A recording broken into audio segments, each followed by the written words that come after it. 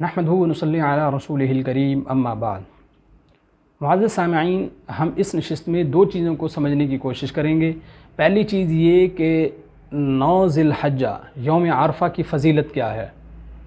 हमारे यहाँ कल 9 ज़िलहज्जा है, तो इसकी फ़जीलत क्या है, इसके रोज़े की क्या फ़जीलत है। दूसरी बात ये समझने की कोशिश करेंगे, कल चूँकि 9 ज़िलहज्जा भी है तो तकबीरात तशरीक़ भी शुरू होने लगी हैं, तकबीरात तशरीक़ भी हम पर वाजिब होने लगी हैं। तो इनके क्या अहकामात हैं तकबीरात तशरीक़ के, तो इन दोनों चीज़ों को हम समझने की कोशिश करते हैं। देखिए, कल 9 ज़िलहज्जा है और 9 ज़िलहज्जा की फ़जीलत हम पहले भी इसके ऊपर बात कर चुके हैं।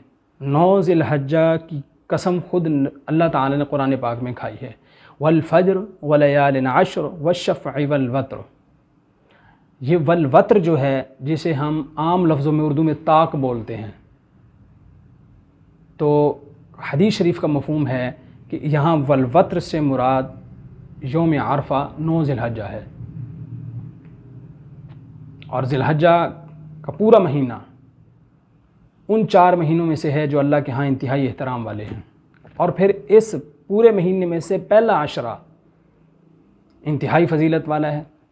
इसके ऊपर भी हम गुफ्तगू कर चुके हैं कि हज़रत अब्दुल्लाह बिन अब्बास रज़ी अल्लाह ताला अन्हुमा इरशाद फरमाते हैं, अल्लाह ताला को ज़िलहज्जा के इन पहले अशरे में, इस पहले अशरे में, इन पहले 10 दिनों में इबादत करना बकिया दिनों में इबादत से ज़्यादा महबूब है।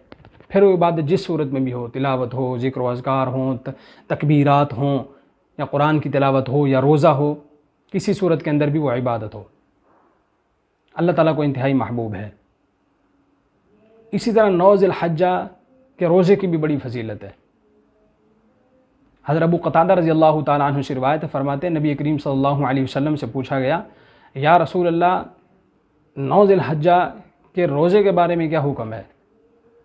यौम आरफ़ा के रोज़े के मुतालिक पूछा गया तो नबी करीम सल्लल्लाहु अलैहि वसल्लम ने इरशाद फरमाया कि यौम आरफ़ा का रोज़ा, 9 ज़िलहज्जा का रोज़ा 1 साल के पिछले और 1 साल के अगले गुनाहों के लिए कफ़ारा है।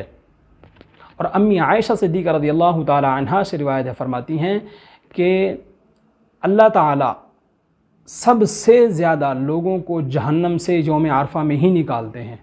9 ज़िलहज्जा का दिन ऐसा दिन है कि अल्लाह ताला सबसे ज़्यादा जहन्नमियों को इस दिन छुटकारा देते हैं। तो हमें रोज़ा भी रखना चाहिए, इबादत भी करनी चाहिए, अल्लाह से दुआ भी करनी चाहिए कि अल्लाह जिन लोगों को, खुशनसीब लोगों को आज आप जहन्नम से निकालेंगे, जहन्नम से बरात का ऐलान फरमाएंगे, अल्लाह हमें भी उनमें शामिल फरमाइए।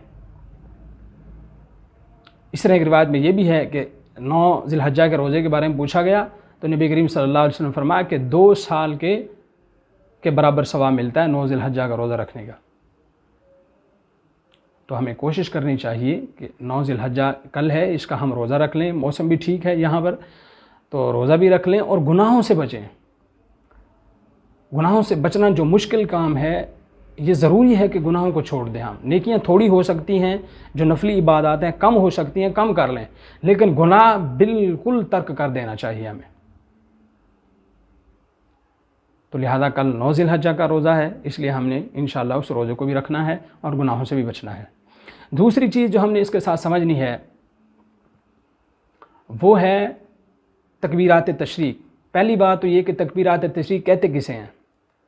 तकबीरात तशरीक़ कहते हैं अल्लाहु अकबर, ला इलाहा इल्लल्लाह वल्लाहु अकबर वलिल्लाहिल हम्द।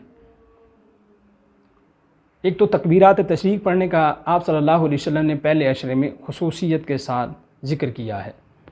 हज़रत अब्दुल्लाह बिन उमर रज़ियल्लाहु ताला अन्हुमा की रवायत है, जिसमें आप सल्लल्लाहु अलैहि वसल्लम ने फरमाया कि लोगों, तुम इस पहले आशरे के अंदर खुसूसियत के साथ तहलील, तकबीर, तहमीद कहा करो, यानी ला इलाहा इल्लल्लाह, अल्हम्दुलिल्लाह और अल्लाहु अकबर का ज़िक्र किया करो। तो तकबीरात तशरीक़ का हुक्म यह है कि 9 ज़िलहज्जा की फ़जर की नमाज से लेकर 13 ज़िलहज्जा की असर की नमाज तक हर मुसलमान मर्द और औरत पर, बूढ़े पर, यानी हर बालिग के ऊपर, खा वो मुकीम हो, खा मुसाफिर हो, खा अकेला नमाज पढ़े, खा जमात के साथ पढ़े, खा अकेला मर्द मस्जिद में पढ़े या घर में पढ़े, और औरत जो घर में ही पढ़ती है या कहीं जमात के साथ नमाज़ें पढ़ती हैं, मसलन जो औरतें मस्जिद में जाती हैं और नमाज़ पढ़ती हैं कहीं, तो हर एक पर एक मर्तबा मर्दों पर ऊंची आवाज़ से और औरतों पर आहिस्ता आवाज़ से तकबीरात तशरीक को पढ़ना वाजिब है। तो लिहाजा हमने इसका मामूल बनाना है। और ये तकबीरात तशरीक अगर किसी आदमी ने सलाम फेरने के बाद कोई ऐसा काम कर लिया कि जिससे नमाज टूट जाती है, तो उससे तकबीरात तशरीक का हुक्म साक़ित हो जाएगा। और चूँकि ये वाजिब हैं, छोड़ने पर इंसान गुनाहगार भी होगा। तो नमाज का सलाम फेरने के फ़ौरन बाद एक मरतबा ऊंची आवाज़ से मर्दों के लिए वाजिब है। और जमात के साथ नमाज हमें पढ़नी चाहिए। इसका एक फ़ायदा ये हो जाता है कि सारे मुक्तदी तो नहीं भूल जाते। इमाम को याद होती है, वो पढ़ लेता ऊंची आवाज़ से, तो बाकियों को भी याद आ जाती है। इमाम भूल जाए तो बाकी किसी न किसी मुक्तदी को याद होती है, वो जब ऊंची आवाज़ से पढ़ता है तो सारे पढ़ लेते हैं। अकेला आदमी जल्दी कोशिश होती है कि नमाज पढ़ के भाग जाऊँ, तो तकबीरात तशरीक रह जाएंगी। तो इसलिए जमात के साथ नमाज का इंसान को एहतिमाम करना चाहिए। और अगर किसी आदमी की रकत रह गई थी इमाम के साथ, मतलब पहली रकत में रकू के बाद मिला, या दूसरी में, तीसरी में, चौथी में आके मिला, तशहुद में आके मिला, अब उसकी रकतें रहती हैं। इमाम ने तो सलाम फेरने के बाद और बाकी मुक्तदियों ने एक मरतबा ऊंची आवाज़ से पढ़ ली, जबकि जो पीछे रहने वाला मसबूक था इसकी रकत रहती है। तो जब ये अपनी नमाज का सलाम फेरेगा, सलाम फेरने के फ़ौरन बाद एक मरतबा ऊंची आवाज़ से पढ़ेगा।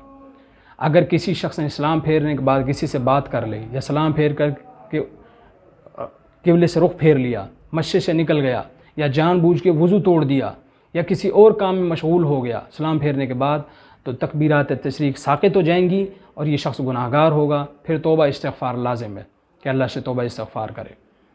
तो इसलिए मेरे भाइयों, इन तकबीरात तशरीक का हमने एहतिमाम करना है। और जैसे कि कहा गया कि मर्दों के लिए ऊंची आवाज़ से, औरतों के लिए आहिस्ता आवाज़ से हर नमाज के बाद एक मरतबा पढ़ना लाजिम है। खा मुकीम हो, खा मुसाफिर हो, हर बालिग के ऊपर, वो औरत हो, मर्द हो, बूढ़ा हो, कोई भी हो। तो हमने एक तो इंशाअल्लाह कल का रोज़ा रखना है, गुनाहों से बचना है, और तकबीरात तशरीक का कल से आगाज़ होने लगा है। ये तो वाजिब है ना, लेकिन इसके अलावा भी आज के वक्त भी, कल भी इसी तरह हमने कसरत के साथ तकबीरात तशरीक का एहतिमाम करना है। तो अल्लाह से दुआ है अल्लाह ताला में बात समझने की और उस पर अमल करने की तौफ़ीक़ अता फ़रमाए।